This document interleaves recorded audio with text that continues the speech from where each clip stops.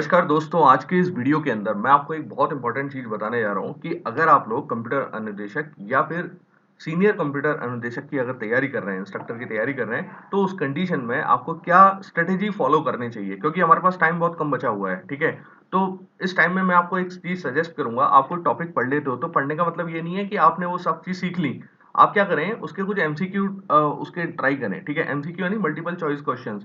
तो होगा क्या, आपको एक कॉन्फिडेंस आएगा, आपने जो टॉपिक पढ़ा है वो आपके क्लियर होगा कि हाँ ठीक है, मैंने ये टॉपिक पढ़ा है लेकिन इसमें मैंने ये जो एक बेसिक चीज थी या कोई इंपॉर्टेंट ट्रिक थी वो मैं भूल चुका था, ठीक है, या फिर मैंने वो देखी नहीं या ध्यान नहीं दिया। तो वो चीजें आपकी क्लियर हो जाती हैं अगर आप एमसीक्यू ट्राई करते हो। ओके, तो सबसे पहले कुछ क्वेश्चंस मैं यहाँ लेके आया हूँ। मेरी ये कोशिश रहेगी कि आगे मैं जो भी वीडियोस बनाऊंगा वो आपके एमसीक्यू के लिए होंगे, ठीक है, और हम एक स्पेसिफिक टॉपिक पिक करके चलेंगे और उस टॉपिक के व्याप पर ही हम आगे बढ़ेंगे, ठीक है। तो अब यहाँ पर हमारे लिए जो पेपर टू है, पेपर टू यानी कि जिसमें हम प्रोग्रामिंग और आपके जो भी टेक्निकल पेपर्स हैं वो आपके इंक्लूड हैं, तो उसी के बारे में या उसी पेपर टू को लेके हम यहाँ चलने वाले हैं, ठीक है। तो यहाँ पर हमारा जो आज का कंसर्न है वो सी प्रोग्रामिंग से रिलेटेड है, ठीक है। ये हमारा जो कंसर्न है आज वो सी प्रोग्रामिंग से रिलेटेड है और इसी को आज हम यहाँ करने वाले हैं, ठीक है, सी प्रोग्रामिंग के क्वेश्चंस को।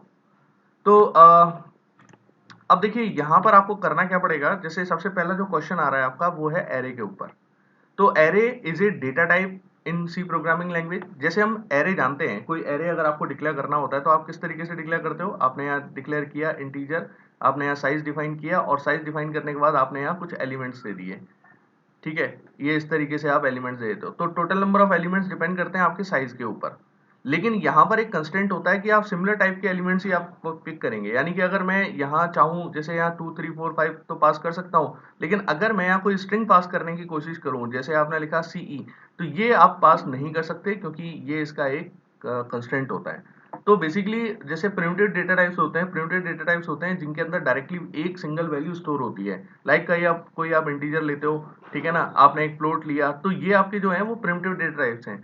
लेकिन जो हमारा एरे है वो मल्टीपल वैल्यूज को स्टोर कर सकता है, यूजर अपने अकॉर्डिंग यहाँ स्टोर करा सकता है। तो ये हमारा जो डेटा टाइप होता है that is custom data type. Okay, तो इसका आंसर क्या होगा, कस्टम डेटा टाइप। तो एरे क्या है हमारा, कस्टम डेटा टाइप है। अब सेकंड क्वेश्चन पे आते हैं हम लोग। What double is converted to float. तो हम जानते हैं कि फ्लोट की जो कैपेबिलिटी होती है, अगर मैं फ्लोट की बात करूं, ठीक है ना, इसकी जो कैपेबिलिटी होती है वो डबल से कम होती है, ठीक है ना। तो क्या कन्वर्ट कर सकते हैं फ्लोट को। जैसे हमारा होता है कि मैं अगर चाहूं, अगर मैंने कोई वेरिएबल डिक्लेयर किया है इंटीजर a इक्वल टू 10 और एक मैं फ्लोट वेरिएबल लेता हूं, तो यहाँ आप इसे अगर इस तरीके से पास करते हैं दैट इज फाइन, कोई दिक्कत नहीं है। लेकिन अगर आपने जस्ट उल्टा किया, लाइक आपने लिखा फ्लोट सी इक्वल टू 3.5, ठीक है, ये आपने लिखा और इसे आप अगर इंटीजर डी के अंदर पास करते हो, ठीक है ना, तो आपको आंसर जब डी को प्रिंट कराओगे तो आपको यहाँ आउटपुट में क्या मिलेगा, 3 मिलेगा आउटपुट में, ठीक है ना। तो ये क्या हुआ कि इसने जो बाकी आगे की जो वैल्यू थी डॉट के बाद की, वो वैल्यू इसने हटा दी। तो ये हमारा जनरल एक सिंटैक्स होता है। लेकिन अगर आप डबल को कन्वर्ट करते हो और इस टाइप का अगर क्वेश्चन पूछा जाता है तो आपका आंसर होना चाहिए depends on the compiler. Okay, तो इसका जो आंसर होगा दैट इज डी, यानी डिपेंड्स ऑन द कंपाइलर। इसके बाद आते हैं हम what are the entities whose values can be changed called. तो वैल्यू किसकी चेंज हो सकती है, कांस्टेंट की चेंज हो सकती है क्या, नहीं हो सकती। कांस्टेंट की वैल्यू के अंदर यही रहता है at the time of declaration. आपने कोई भी कांस्टेंट वेरिएबल डिक्लेयर किया, ठीक है ना, आप जो भी डिक्लेयर कर रहे हैं इसके अंदर जो वैल्यू आप असाइन कर देंगे वो वैल्यू कभी चेंज नहीं होगी। लेकिन जो वेरिएबल होता है, वेरिएबल में आप वैल्यू चेंज कर सकते हो। आज आपने लिखा इंटीजर a इक्वल टू 20 और a इक्वल टू 30 लिख देंगे तो क्या दिक्कत है, कर सकते हो आप, कोई प्रॉब्लम नहीं है। तो इसका आंसर क्या होगा, the whose value can be change, तो इसमें आंसर होगा वेरिएबल्स, ठीक है। बाकी अब हम आगे चलते हैं। What is the which is the correct with respect to size of data type. Size के अकॉर्डिंग कौन सा डेटा टाइप का एक ऑर्डर सही है। तो अगर आप यहाँ देखें तो कैरेक्टर क्या हुआ, कैरेक्टर सबसे स्मॉलेस्ट होता है, 1 बाइट ऑक्यूपाई करता है, ठीक है ना। फिर ये इंटीजर, तो क्या इंटीजर से बड़ा कैरेक्टर है, नहीं है, ये गलत हो गया हमारा, ठीक है, ये गलत हो गया। इसके बाद हम नीचे वाले पे आते हैं, इंटीजर कैरेक्टर, ये भी गलत हो गया, ठीक है ना। कैरेक्टर फ्लोट से बड़ा कैरेक्टर थोड़ी ना होता है। अगर हम तीसरे वाले को देखते हैं गौर से, तो आप देख सकते हैं कैरेक्टर का साइज इंटीजर से स्मॉल है, बिल्कुल सही है, और इंटीजर का साइज डबल से सही है, स्मॉल है, तो ये सही है। तो कहने का मतलब क्या हुआ, इसका जो आंसर होगा दैट इज सी।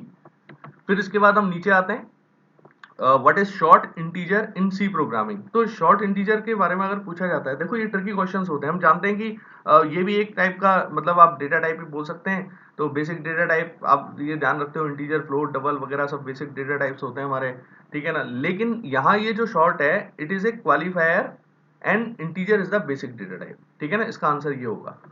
अब नीचे क्वेश्चन 6 नंबर के क्वेश्चन पे आते हैं हम। Comment on the following output of the C code. तो इस टाइप के क्वेश्चंस बहुत ज्यादा आते हैं, ठीक है ना। तो ये इनकी भी प्रैक्टिस आपकी अच्छे से होनी चाहिए। अब बेसिकली हम लोग कर क्या रहे हैं यहाँ पर, आप ये देखें, आपने एक इंटीजर डिक्लेयर किया, राइट। ये आपका क्या है, एक सॉरी एरे डिक्लेयर किया जिसके अंदर 5 आपने साइज दे दिया कि total 5 number of integer elements यहाँ आ सकते हैं। फिर आपने एक लूप चलाया, ठीक है ना, आई को इनिशियलाइज ऊपर करके, देन 0 से लूप चलाया, आई स्मॉलर देन 5, आई प्लस प्लस। कहने का मतलब ये है कि हम इन वैल्यूज को रीड कर रहे हैं, ठीक है। फिर आपने क्या किया, इस एआई को, यानी एआई की वैल्यू को आपने यहाँ कंपैरिजन कराया, ठीक है ना, और इसे कैरेक्टर में कन्वर्जन किया। तो ये एक्सप्लिसिट टाइप कन्वर्जन किया आपने, और इसको आप कंपैरिजन किससे कर रहे हो, इक्वल इक्वल साइन है यहाँ पर ये, और ये 5 से कंपैरिजन कर रहे हो, ठीक है ना, वो भी सिंगल कोट्स में, यानी कैरेक्टर से कंपैरिजन कर रहे हैं। तो अगर मैं आई की वैल्यू को निकालूंगा तो बेसिकली क्या होता है, जो आपके ये 0 1 2 3 4 5 ये जो होते हैं, इनकी एक आस्की वैल्यू होती है जिससे ये स्टार्ट होते हैं, तो वो आपकी 5 नहीं है। इनकी आस्की वैल्यू क्या होती है, अगर 0 की मैं अगर बात करूं, ठीक है ना, तो इसकी जो है वो है 48, इसकी है 49, इसकी है 50, इसकी है 51, इसकी है 52, इसकी है 53। तो इस तरीके से आस्की वैल्यूज होती हैं। तो अगर आप यहाँ इसका कंपैरिजन करते हो, यानी कि पहले कैरेक्टर में कन्वर्ट करेगा, तो ये जो कैरेक्टर में यानी इस डिजिट को जब कन्वर्ट करेगा तो ये इस वैल्यू में कन्वर्ट करेगा। जैसे 1 आ रहा है तो ये 49 में, फिर 50 में, फिर 51 में, तो इस तरीके से लूप चलता जाएगा और ये आइटम्स को रीड करता जाएगा। तो ये कहीं पर भी 5 से कंपैरेटिव तो है ही नहीं, 5 के इक्विवेलेंट तो है ही नहीं। तो 5 के इक्विवेलेंट नहीं है तो ये बार बार में ये जो एल्स वाला पार्ट है, यानी कि प्रिंट टाइप में तो ये एआई को प्रिंट कर रहा है, ये एल्स वाले पार्ट यानी कि इस आउटपुट को यहाँ प्रिंट करेगा, प्रिंट फेल। तो यहाँ आप ये देख सकते हैं, इसके आंसर में आप देखो, program will compile and print the output, no, ये आएगा आपका प्रोग्राम विल कंपाइल, ठीक है, will compile and print fail for 5 times, ठीक है ना। तो कंपाइल तो तब कर जाता है कोड आपका जब कोई सिंटेक्स का एरर नहीं हो, सिंटेक्स का एरर होगा तो कोड भी कंपाइल नहीं होगा आपका, ओके। इसके बाद नेक्स्ट क्वेश्चन जो हमारा बनता है वो है हमारा, विच is the following is a user defined data type. अब यूजर डिफाइंड डेटा टाइप क्या होते हैं, अगर सी के अंदर मैं बात करूं, सी प्लस प्लस या जावा या इनके अंदर बात करता हूं, तो जो क्लासेस वगैरह आप डिक्लेयर करते हो सी प्लस प्लस और जावा के अंदर, ठीक है ना, वो आपकी यूजर डिफाइंड डेटा टाइप होती हैं, ठीक है। एक प्रिमिटिव डेटा टाइप्स मैंने बताया आपको, जो इंटीजर, फ्लोट, डायरेक्टली वैल्यू को स्टोर, सिंगल वैल्यू को स्टोर करते हैं, और एक कलेक्शन ऑफ वेरिएबल्स को स्टोर करने की कैपेबिलिटी रखते हैं, वो आपके यूजर डिफाइंड डेटा टाइप होते हैं। तो सी के अंदर वो स्ट्रक्ट होता है, ओके। तो हम लोग करते क्या है, अगर हम यहाँ देखें कि इसमें मुझे कौन सा दिखाई देगा, फिर अगर मैं टाइप टैप और ये सब देख रहा हूँ, स्ट्रक्ट देख रहा हूँ, तो मेरे हिसाब से आंसर सी होना चाहिए। नहीं, आपका आंसर सी नहीं होगा, यहाँ आंसर होगा डी। अब क्यों होगा उसका रीजन बताता हूँ मैं। सी प्रोग्रामिंग के अंदर टाइप टैप जो है, टाइप टैप से आप जो भी चीज डिक्लेयर करते हो वो आपका यूजर डिफाइंड डेटा टाइप ही होता है, ठीक है। स्ट्रक्ट तो आपका यूजर डिफाइंड डेटा टाइप है ही, तो इसका मतलब क्या हुआ, ऑल ऑफ द एबव। तो ये भी यूजर डिफाइंड डेटा टाइप हो गया, ये भी यूजर डिफाइंड डेटा टाइप हो गया, ये भी हो गया। तो ये क्या हुआ, आपका user defined data type, okay. फिर हम आगे बढ़ते हैं। अब इसके अंदर ये बहुत इंपॉर्टेंट क्वेश्चन है, ये भी एक ट्रिकी क्वेश्चन है। अब आप यहाँ देखें, आपने एक फ्लोट वेरिएबल डिक्लेयर किया, राइट। ये आपका एक फ्लोट वेरिएबल है, इसमें आपने 0.1 वैल्यू डाल दी। अब क्या होता है, अगर आप सी के अंदर कोई भी फ्लोट वैल्यू को इस तरीके से लिखते हो, आपने एफ सफिक्स नहीं लगाया, तो उस कंडीशन में वो बाय डिफॉल्ट डबल टाइप का होता है, ठीक है। ये डबल टाइप का हुआ। तो अगर आप इसका कंपैरिजन इससे कराओगे, F1 का कंपैरिजन इससे कराओगे, तो उस कंडीशन में ये कंडीशन फॉल्स हो जाएगी और ये वाला नॉट इक्वल प्रिंट होगा। तो कहने का मतलब है कि आउटपुट आपको क्या मिलने वाला है, नॉट इक्वल। अगर हमें इक्वल चाहिए, ठीक है ना, अगर हम फ्लोट वेरिएबल डिक्लेयर कर रहे हैं और हमने यहाँ कंपैरिजन भी फ्लोट से किया है, तो आप यहाँ देखें ये 0.1 है, ठीक है ना। तो ये 0.1 के बाद आपने सफिक्स f लगाया हुआ है, तो ये ऑटोमेटिकली फ्लोट हो गया। अब इसका कंपैरिजन जब होगा, then you will get the value equal. तो इस केस में आपको जो आउटपुट मिलने वाला है दैट इज इक्वल, ठीक है। इसके बाद हम नेक्स्ट क्वेश्चन पे आते हैं, what is the output of this C code 32 machine पे, क्या आउटपुट होने वाला है। तो आप यहाँ देखें, ये क्वेश्चंस में आप कुछ यहाँ एक इंटीजर वेरिएबल लिया जिसके अंदर आपने ये 10,000 वैल्यू एंटर कर दी, फिर एक डबल वेरिएबल ले लिया, इसके अंदर वैल्यू असाइन कर दी। Now you are taking the integer pointer, ठीक है ना। तो integer pointer is capable to store the address of the integer variable, तो ये एड्रेस x क्या है, एड्रेस x क्या है, इंटीजर टाइप का वेरिएबल है, और पॉइंटर भी क्या है, p आपने बनाया वो इंटीजर टाइप का बनाया है, तो इट्स फाइन, ये ठीक है। ये डबल टाइप का रेफरेंस ले रहा है तो डबल टाइप आपको डिक्लेयर करना पड़ेगा।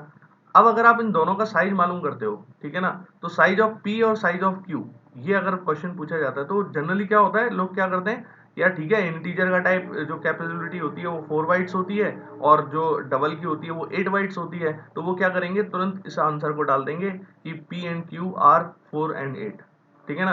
तो ये पूछ रहा है कि भाई इसका आउटपुट क्या आएगा, साइज मालूम कर रहा है। अब एक चीज का ध्यान रखिएगा, ये आंसर गलत है, ठीक है। आंसर सही क्या होगा, आंसर सही होगा हमेशा पॉइंटर के अंदर जो कैपेबिलिटी होती है, साइज होता है, वो हमेशा 4 बाइट्स का होता है। तो चाहे आप डबल का रेफरेंस लें, पॉइंटर तो 4 बाइट ही ऑक्यूपाई करेगा, ठीक है।